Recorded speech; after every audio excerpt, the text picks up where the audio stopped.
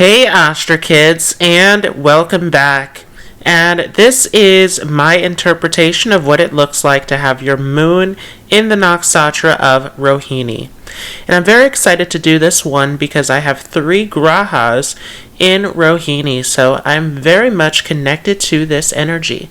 So let's go ahead and jump right into this. And just a quick disclaimer before we move ahead here is that this is using Vedic astrology, so this is not according to Western tropical astrology. Vedic astrology is using the sidereal zodiac. So if you are not familiar with what your sidereal moon sign is, there is a calculator down below in the description so that you have the correct information. Also, before we get into this, we have to understand first what the moon represents and then what the Nakshatra of Rohini is all about. So the moon is one of the most important grahas in Vedic astrology. The moon is representing your mind, and therefore the moon represents everything in your life. The moon is a projector. It is a reflector. Everything that is happening within your mind becomes a manifestation in your physical reality. In the same way, you are perceiving everything that is in your physical reality. So the moon is projecting what is in your mind and is reflecting everything that is in your external environment. The moon is representing your body. It is representing your health and vitality. The moon also is representing how you are interacting with other people. When people are coming across you and you are making connections, socializing, this is the personality that is coming forward. The moon represents your social standings, how you fit into society, how you're able to adapt and relate to others. The moon also is popularity and beauty. The moon is representing the mother, your connection to your mother, the type of nurturing that you need emotionally, what is making you emotionally fulfilled and satisfied. The moon also is representing all of the fluid in your body, and so it is also connected to your water intake.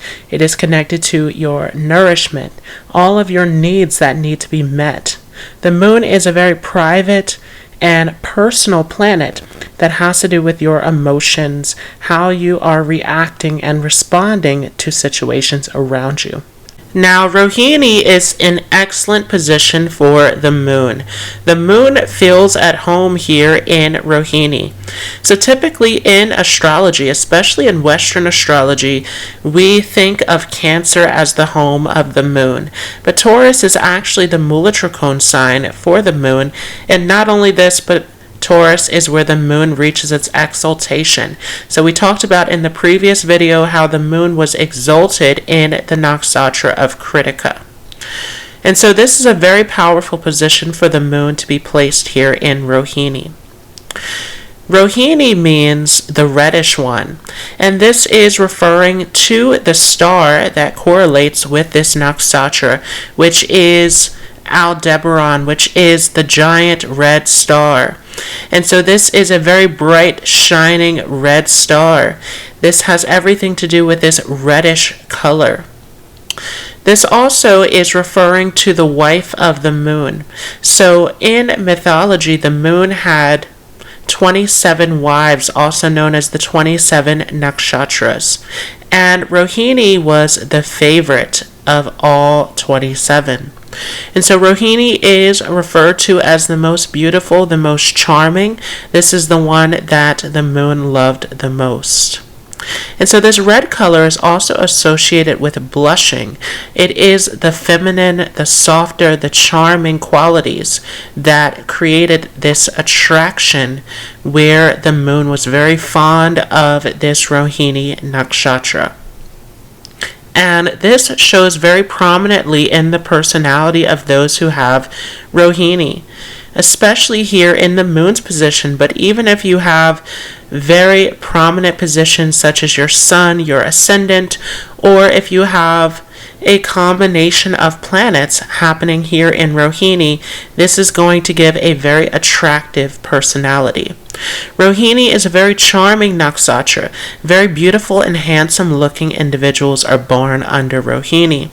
Along with this, there tends to be softer and more appealing qualities that are found here. And so very attractive, very pleasant individuals. These are people who are very easy to be around, very much loved by others. So this attraction, this ability to captivate the attention of others is associated with this nakshatra of Rohini. Rohini is also referred to as the growing one, and this is called the star of ascent. It is said to have the power to create or to make things grow, and so it has everything to do with growth, prosperity, abundance, fertility, creativity. This is a very prosperous nakshatra. Those who are born under Rohini tend to have some sort of creative talent. This can be artistic, or this could be along the lines of doing something creative in business. There's a lot of imagination that is here in this nakshatra, and a ton of intelligence. This ability to create and to make things out of this imaginative process that comes from deep within the mind.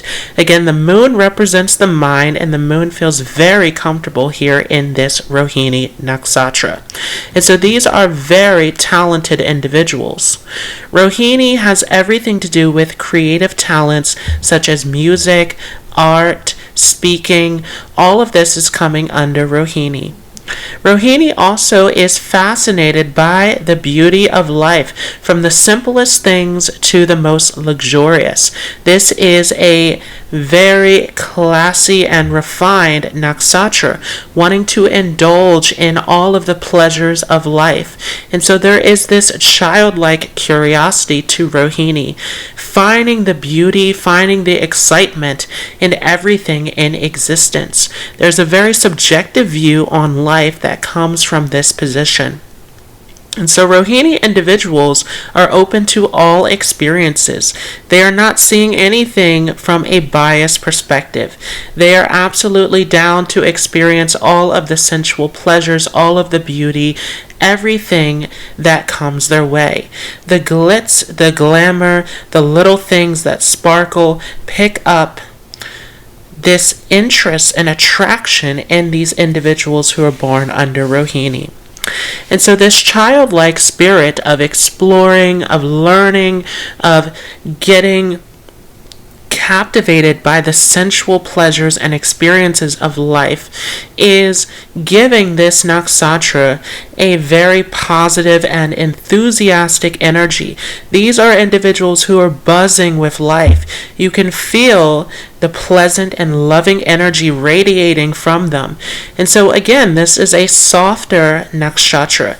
These are not individuals who are seeking power. These are not individuals who are dominating. They have this very light, pleasant, carefree energy about them, wanting to openly explore and experience everything.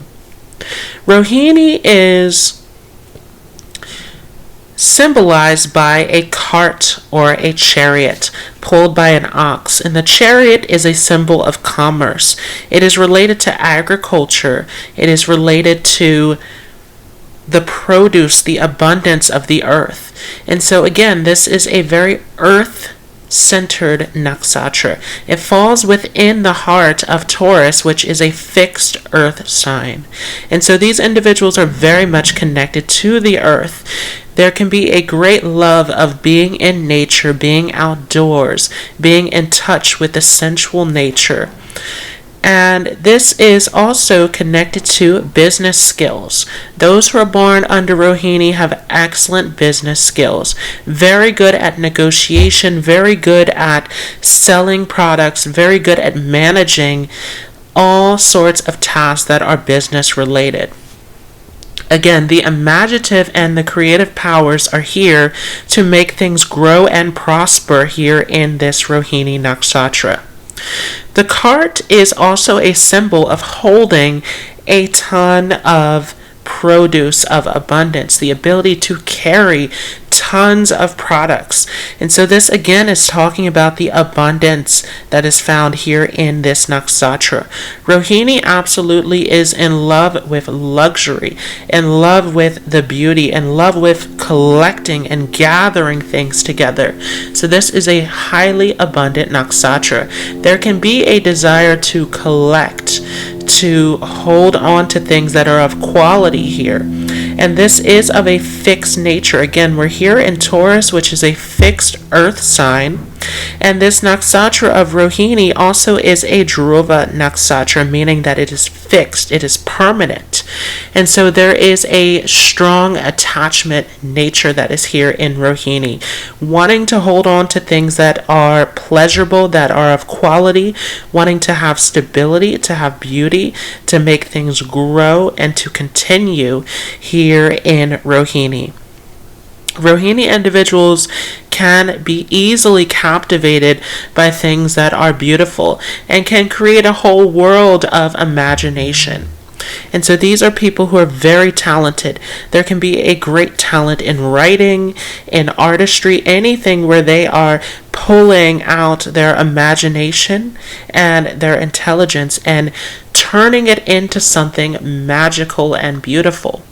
Rohini is also symbolized by a temple representing everything that is sacred. Again, these people love to collect things that are of quality, to hold on to things that are meaningful, that are of quality. And so this is a very emotional nakshatra. Again, the moon loves to be here because this Taurus energy is very stable, it's very grounded. And so there's a very calm energy that is found under Rohini. These are people who are very relaxed, very easygoing, very much in love with life and comfort seeking.